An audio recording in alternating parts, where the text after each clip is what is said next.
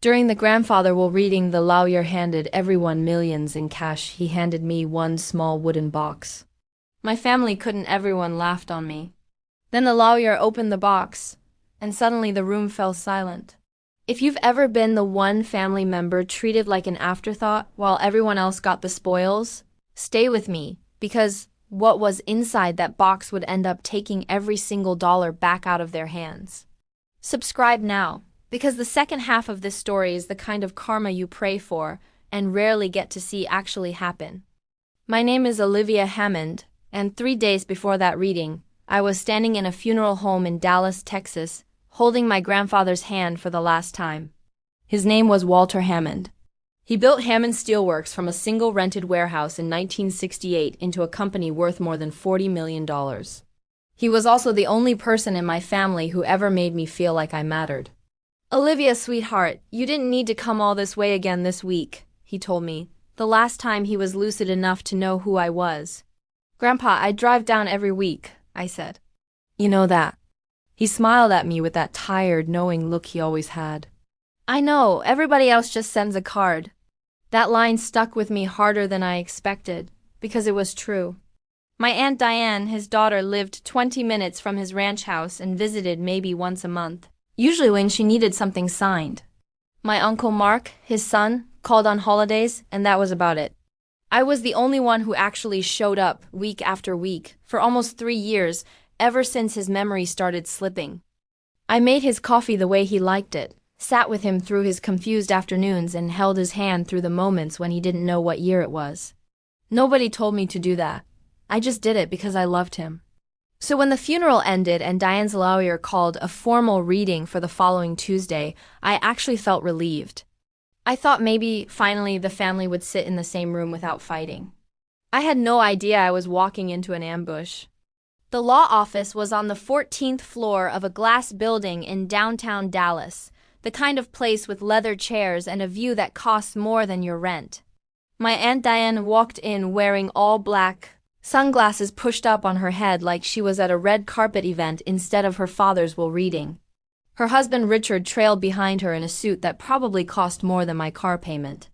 Their son Tyler, my cousin, slid into a chair already scrolling his phone, completely unbothered. My Uncle Mark and his wife Patricia came in quieter, more subdued, with their daughter Sophie sitting beside them. I sat at the far end of the table, alone, the way I had felt at every family gathering since I was a teenager. The attorney running the meeting was a man named Bradley Simmons, young, sharp-suited, clearly handpicked by Diane. "Before we begin," Bradley said, "I want to remind everyone this is a legally binding reading of Walter Hammond's last will and testament." Diane crossed her arms. "Let's just get to the numbers, Bradley." Classic Diane. Bradley cleared his throat and started reading. "To my daughter, Diane Hammond Carter, I leave $8 million along with the lake house property." Diane didn't even blink, like she expected nothing less. "To my son, Mark Hammond, I leave $8 million along with full ownership of the Hammond family ranch." Mark exhaled, quiet, almost guilty. "To my grandson, Tyler Carter, I leave a trust of $2 million to be released upon his 25th birthday." Tyler finally looked up from his phone, grinning. "To my granddaughter, Sophie Hammond, I leave a trust of $2 million under the same conditions." Sophie squeezed her mother's hand, tears in her eyes, the only genuine reaction in that room so far. Then Bradley turned the page, and his eyes flicked toward me. "To my granddaughter, Olivia Hammond... The room actually leaned forward. "I leave this." He reached under the table and pulled out the box. Twine wrapped around old worn wood. He slid it across to me without another word. For a second, nobody said anything. Then Diane started laughing, the kind of laugh that's meant to be heard. "Oh my God," she said, "is that a joke?" Richard smirked. Maybe Grandpa finally saw what we've all known for years. Tyler had his phone up, recording, laughing along with his dad. "This is priceless," Tyler said. "Olivia, the favorite grandchild, gets a box." I felt my face burn, my throat tighten, the kind of humiliation that makes you want to disappear into the floor. "Maybe there's cash inside," Patricia offered weakly, trying to be kind, but it just made it worse. "I didn't open it there." I couldn't. My hands were shaking too hard, and I wasn't about to give them the satisfaction of watching me cry. "I think we're done here," Diane said, standing, smoothing her jacket. "Bradley, send the transfer paperwork to my accountant by Friday." And just like that, they all stood up, gathered their folders, and walked out, already talking about which car dealership Tyler wanted to visit that weekend. I sat there alone in that glass conference room with a wooden box and the echo of my own humiliation. 3 years of driving 2 hours every single weekend. 3 years of feeding him, bathing him on his hardest days, sitting through nights when he cried because he couldn't remember my mother's name. And I got a box, while they got millions. I want you to sit with that feeling for a second, because it's about to flip completely upside down, and the moment it does, you're going to want to see every second of their faces. But first, things had to get worse before they got better. That night, I drove back to my apartment in Austin with the box sitting on my passenger seat like it was radioactive. I didn't open it for 2 more days, partly because I was scared of what wasn't inside. Partly because some childish part of me wanted to believe there was a check folded up somewhere in there.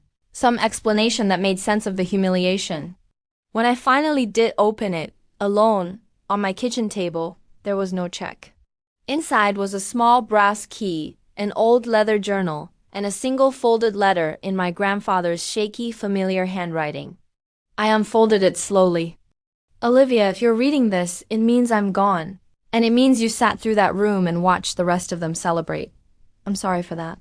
I needed it to look exactly the way it looked. Trust me a little longer. Go see Eleanor Voss. Tell her the date on this letter. She know what to do. I love you more than any number could ever say, Grandpa." I read that letter probably 11 times that night. A part of me wanted to believe it meant something good. A bigger part of me, the bruised, humiliated part, just felt confused and exhausted. Eleanor Voss. I had heard that name before, years ago, back when my grandfather still handled his own business affairs without Diane hovering over every decision. Eleanor had been his attorney for almost 30 years, before Diane eased her out and brought in Bradley Simmons 2 years ago, right around the time Grandpa's memory started slipping. I didn't think much of that detail at the time. I should have.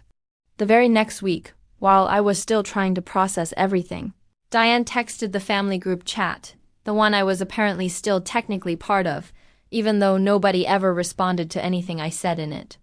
"Just a reminder, everyone, the estate transfers are finalizing this week.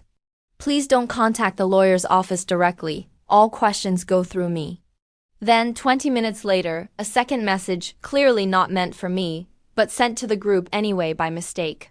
"LOL, did you see Olivia's face when she got that box? Dad really did her dirty lamau." My stomach dropped. Tyler replied with 3 laughing emojis. Richard replied, "She get over it. She always does." I sat there staring at my phone, feeling something crack open inside my chest that had nothing to do with money and everything to do with how disposable I had always been to these people. And that's when the first real twist hit me, the one that changed everything. Because 2 days later, while going through some old boxes my grandfather had stored in my apartment's storage unit months earlier, "Just in case," he'd told me, "I found a manila folder labeled in his handwriting. If something happens to me, give this to someone who actually cares." Inside that folder were printed bank statements dated over the last 4 years, showing wire transfers out of Hammond Steelworks' operating account, routed through a shell company registered to Richard Carter. 6 figures at a time. Repeated again and again, always timed right after board meetings Diane had personally scheduled. And tucked behind those statements was something even worse, a letter from a Dr. Aaron Pelletier, dated about 14 months before Grandpa passed, recommending a competency evaluation for Walter Hammond, with handwritten notes in the margins that weren't Grandpa's handwriting at all. It was Diane's handwriting, coaching the doctor on what symptoms to confirm. They hadn't just been quietly skimming money for years.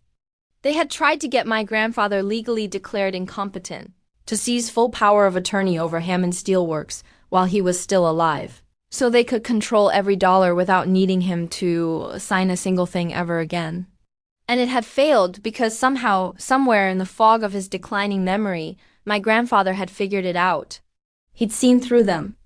And instead of confronting them outright while they controlled his lawyer, his accountant, even his own daughter manipulating his doctor's notes. He had quietly built an entirely different plan, one that started with a box, a key, and a name I barely remembered.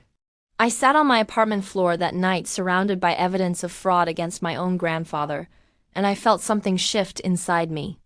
This wasn't just about grief anymore. This wasn't even about the humiliation of that box. This was about a man who spent his entire life building something with his bare hands, being quietly betrayed by the very children he raised, while the one person who actually loved him got laughed out of a conference room. But before I tell you what happened next, let me be honest about how low things got first, because the next 2 weeks were some of the darkest of my life. And I think it's important you understand that real karma doesn't happen instantly. It happens because someone refuses to quit even when everything feels hopeless. After that group chat incident, Diane removed me from the family chat entirely. No explanation, just gone. My cousin Tyler posted pictures of his brand new truck, the one purchased with trust money that hadn't even technically been released yet, tagging it "Thanks Grandpa." My Uncle Mark, who I always assumed was at least somewhat neutral, didn't say a single word in my defense, not publicly, not privately. My own mother's side of the family, distant as they were, started hearing the story secondhand, the version where I was the bitter, ungrateful granddaughter who got nothing because Grandpa finally saw the real me. I lost 2 friends over this, people who heard the rumor and didn't bother asking me for the truth. I lost sleep. I lost almost 10 pounds in 3 weeks without trying, and there were nights I sat in my car in random parking lots, just so my roommate wouldn't see me crying. I kept asking myself the same question on repeat. Did he actually love me, or did I imagine that closeness because I was the only one paying attention? That question ate at me more than the money ever could. Grief is heavy enough on its own. Public humiliation on top of grief is a different kind of exhausting, the kind that makes you doubt every memory you have. I started replaying every single visit in my head, searching for some hidden sign that he'd secretly resented me, that maybe I'd misread 3 years of closeness as something it never actually was. I'd lie awake at 2 in the morning scrolling through old photos on my phone, him in his recliner, me sitting on the floor beside him with a crossword puzzle, both of us laughing at some joke only the 2 of us understood. Were those memories real, or had I just been convenient? The one grandchild with a flexible enough schedule to show up. My therapist, who I started seeing again after almost 2 years away, told me something that stuck with me through all of it. Humiliation convinces you the truth was always the embarrassing version, she said. It rarely is. I didn't believe her at the time. I just nodded, paid my copay, and went home to stare at a wooden box I was too scared to fully trust. I almost didn't go see Eleanor Voss. I almost let the letter sit in a drawer forever, because some defeated part of me assumed it was just an old man's confused attempt at comfort. Nothing real, nothing that could actually undo millions of dollars already halfway transferred. But 3 weeks after the reading, sitting alone in my apartment on a random Tuesday night, I opened that leather journal from the box again, and this time I read it properly, cover to cover. It wasn't a diary. It was a ledger. Dates, names, dollar amounts, conversations written out almost word for word. My grandfather quietly documenting every single manipulation for over a year, in handwriting that got progressively shakier as his memory declined, but never once lost its clarity of purpose. The last entry, dated 9 days before he died, said this. They think slipping me is easy because I forget where I left my glasses. They forget I built this company from nothing. I remember every dollar. I remember every face. Olivia doesn't know yet, but she's the only one who never once asked me for anything. Eleanor has the real documents. God help them when she opens that drawer. That was the moment everything in me sharpened. Not into anger exactly. Anger burns too fast and dies out. This was something colder, steadier, more deliberate. The next morning I called the number on Eleanor Voss's old business card, the one tucked in the back of that journal. A receptionist answered, and within an hour I was sitting in a much smaller, much less flashy office than Bradley Simmons, across from a woman in her early 60s with sharp eyes and an even sharper memory. You're Olivia, she said before I even introduced myself. Walter talked about you constantly. I felt my throat tighten. He did? Every single appointment, she said. For the last 2 years, every time he called me, which Diane didn't know about, by the way, he talked about you, the drives you made, the patience you had with him. He used to say you were the only Hammond left who actually understood what the company was built for. I didn't know what to say to that, so I just handed her the letter and told her the date. Eleanor's expression changed instantly, focused, almost relieved. He told me if this day ever came to pull a file from my safe, she said. Give me a moment. She came back 5 minutes later with a thick sealed folder, and inside it was something none of us had any idea existed. A legal trust amendment executed 18 months before Walter passed, drafted privately by Eleanor outside of Bradley Simmons' knowledge entirely, with 2 independent witnesses and a notarized statement from his primary physician, a different doctor than the one Diane had been coaching, confirming his full mental competency at the time of signing. The amendment created something called the Hammond Family Continuity Trust, and it contained one very specific, very deliberate clause. In the event that any beneficiary of my estate is found, through credible evidence, to have engaged in fraud, undue influence, or attempted incapacitation proceedings against me during my lifetime, that beneficiary's inheritance shall be immediately forfeited in full and redirected into this trust, the sole trustee of which shall be my granddaughter Olivia Hammond. I read that paragraph probably 5 times before it actually landed. He knew, I whispered. He suspected, Eleanor corrected gently. And he prepared, just in case suspicion ever became proof. And now it has, I said, sliding the embezzlement records and the doctor's letter across her desk. Eleanor went quiet for a long moment, reading through everything carefully, her expression hardening with every page. Olivia, she finally said, this isn't just enough to enforce the forfeiture clause. This is enough to refer Richard Carter for criminal embezzlement charges, and possibly Diane for conspiracy and attempted elder fraud. For the first time in almost a month, I felt something other than grief or humiliation. I felt steady. What do we do? I asked. We do this quietly, methodically, and legally, Eleanor said. No confrontations yet, no warnings. We build the case airtight first, then we let them walk straight into it themselves. How long will that take? I asked, half afraid of the answer. However long it takes to be unbeatable, she said. Diane has resources, Olivia. If we move too fast, with gaps in the evidence, she find a lawyer who can pick those gaps apart in front of a judge, and you'll have used up your one shot. I appreciated her honesty more than I expected to. There's something else you should understand before we start, Eleanor added, folding her hands on the desk. Once this begins, there's no quiet ending. Whatever we uncover, we have an obligation to report. This isn't just about getting your inheritance back. If what's in that journal is true, this could mean criminal charges for people you grew up calling family.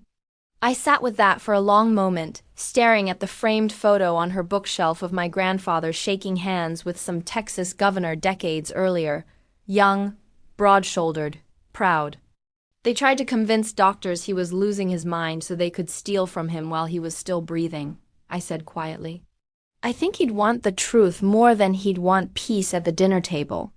Eleanor nodded slowly, like that was the answer she'd been waiting to hear. And that's exactly what we did. Over the next 6 weeks, while Diane was busy renovating the lake house with stolen money and Tyler was posting pictures from a beach vacation in Cabo, Eleanor and I were quietly assembling a case so thorough it would be impossible to argue against.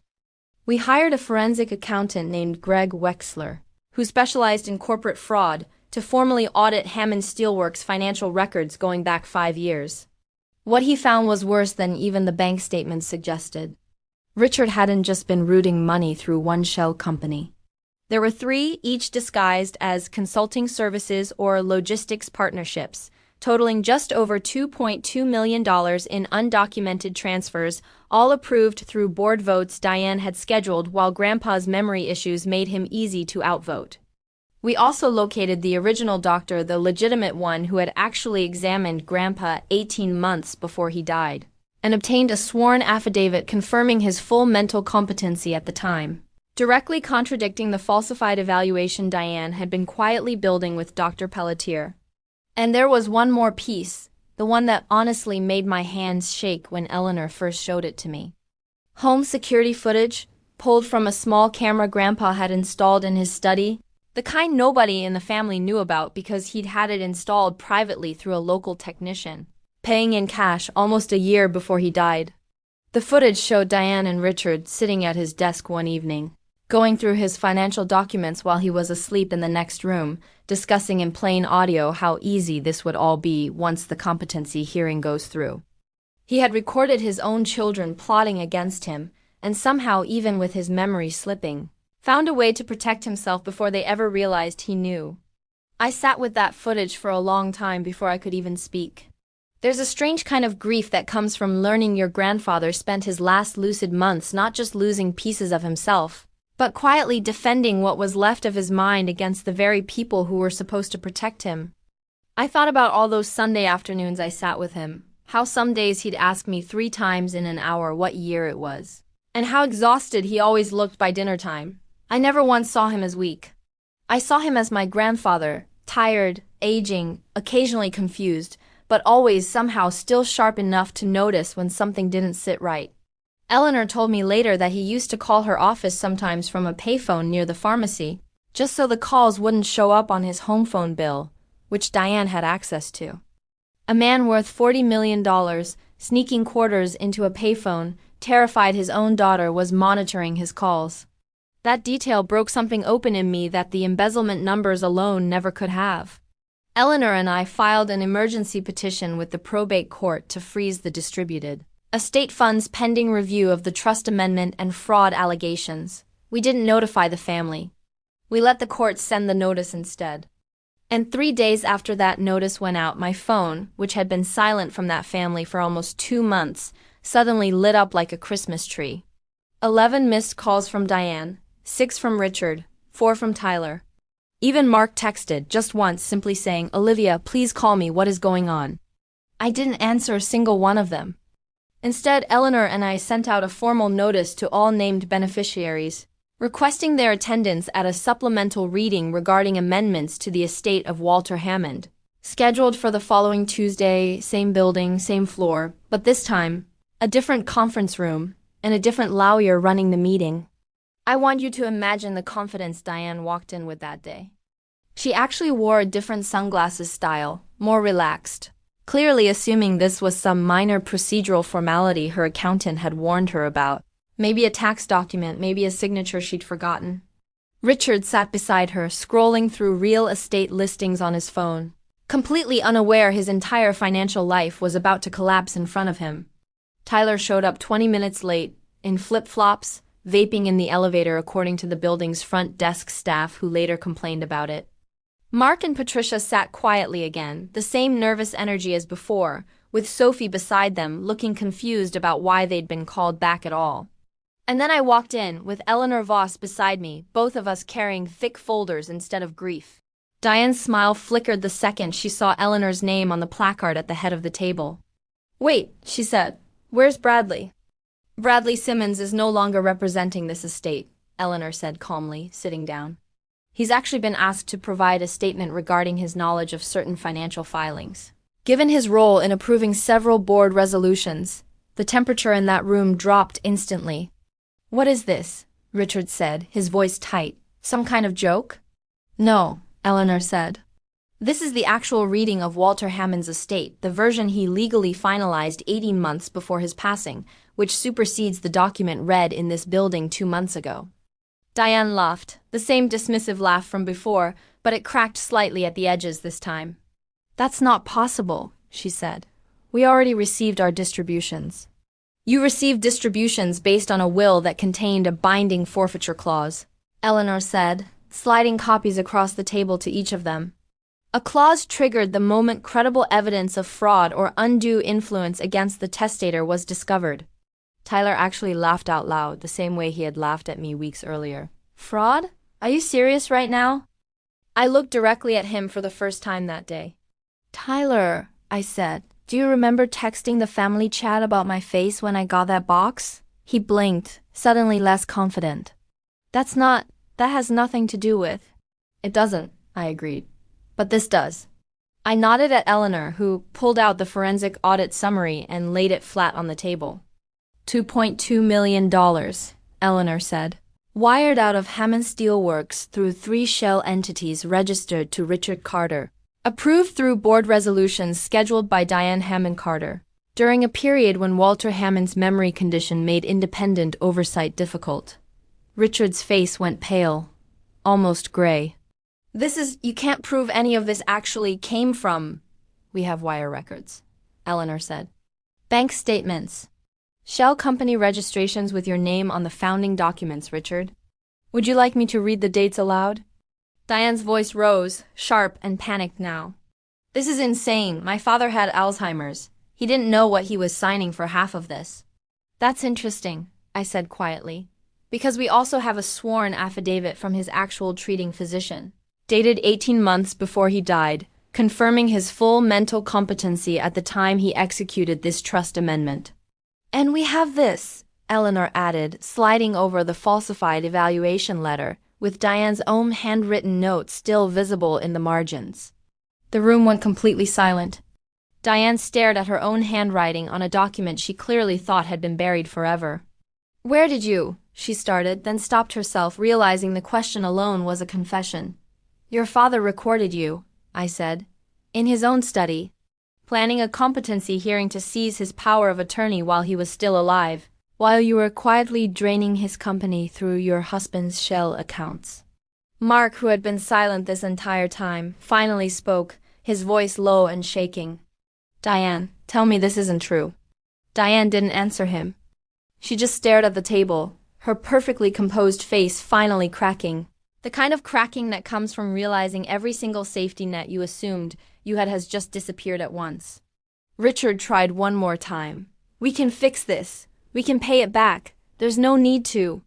There's a forensic audit attached to a sworn court filing, Eleanor said evenly. This isn't a family dispute anymore, Richard.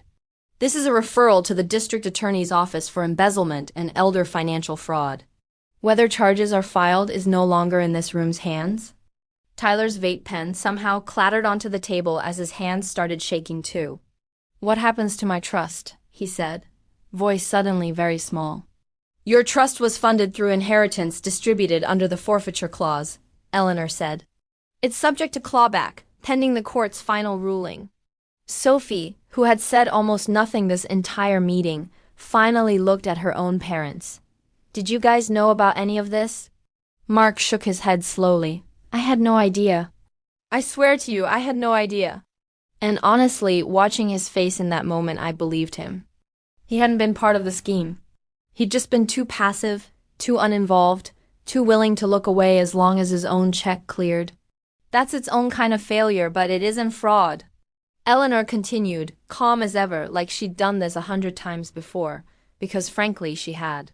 Per the trust amendment, all forfeited assets are redirected into the Hammond Family Continuity Trust, with Olivia Hammond named as sole trustee, effective immediately. Diane's head snapped toward me, eyes wide, somewhere between rage and disbelief. You did this, she said, like an accusation. No, I said, standing up slowly, my voice steadier than I expected it to be. Grandpa did this 18 months ago. Before you ever brought in Bradley Simmons. Before you ever scheduled those board votes. Before you ever coached a doctor to lie about his mind, I just followed the trail he left for me. The room was quiet enough to hear the air conditioning humming. He laughed at me too, you know, I said, looking around the table, my voice cracking slightly but not breaking. In this same building 2 months ago. Called me an afterthought without saying the word out loud. Sent a group chat message I wasn't even supposed to see, laughing about my face when I opened that box. I looked directly at Tyler. There was never any money missing from that box, I said. There was a key to everything he actually built. He didn't trust the people who never once asked how he was doing without an agenda attached. Diane stood up so fast her chair scraped loudly against the floor. This is not over. We're contesting this in court. You're welcome to, Eleanor said calmly. Though I'd advise speaking with your own attorney about how contesting an estate amendment, while under active investigation for fraud against the testator, tends to go in Texas probate court. Diane didn't have a response to that. For the first time in my entire life, I watched my aunt have absolutely nothing to say.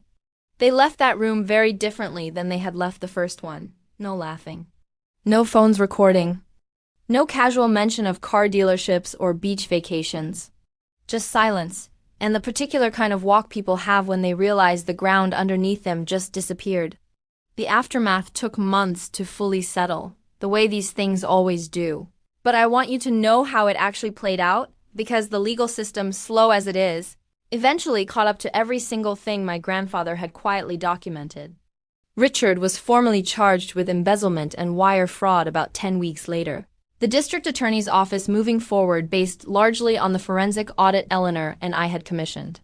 He eventually pled to a reduced charge, avoiding significant prison time, but he was ordered to pay full restitution, lost his consulting license, and the local business community, the same country club crowd Diane used to brag about, quietly stopped inviting either of them to anything at all.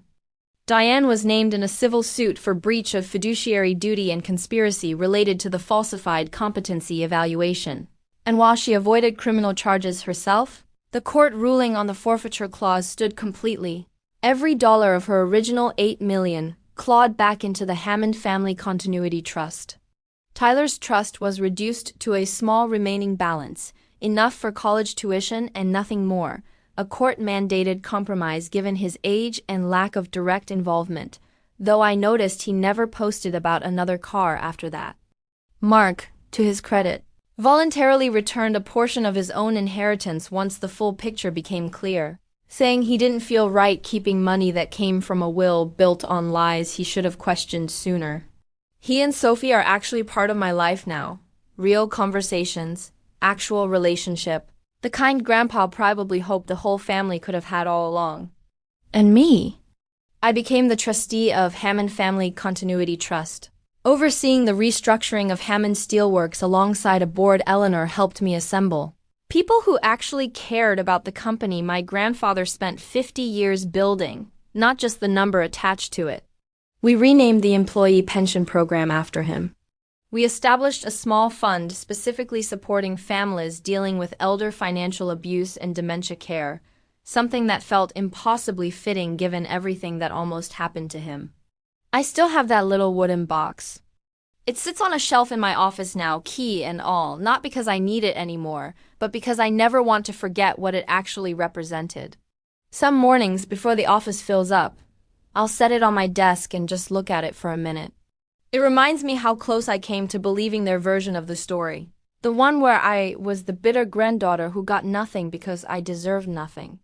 It would have been so easy to let that humiliation win, to stay quiet, sign whatever paperwork Bradley Simmons put in front of me, and disappear from that family's life the way they clearly wanted me to. Not an insult. Not an afterthought.